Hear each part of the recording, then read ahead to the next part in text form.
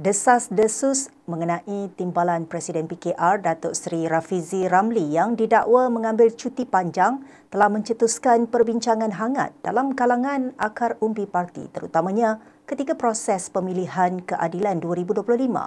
Difahamkan Perdana Menteri merangkap Presiden PKR Datuk Seri Anwar Ibrahim telah memaklumkan mengenai perkara itu dalam mesyuarat Kabinet semalam, namun tidak memberikan sebarang penjelasan lanjut.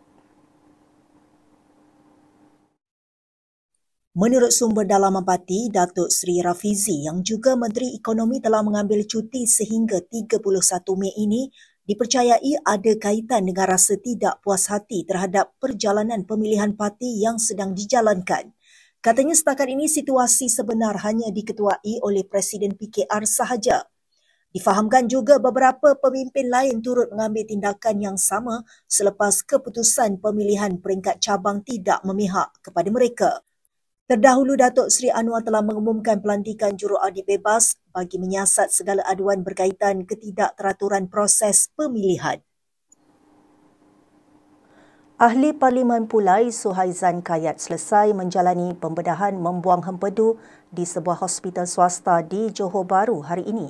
Pengerusi Amanah Johor, Aminul Huda Hassan, berkata ia dilakukan dengan selamat dan kini berada dalam keadaan sedar dan stabil.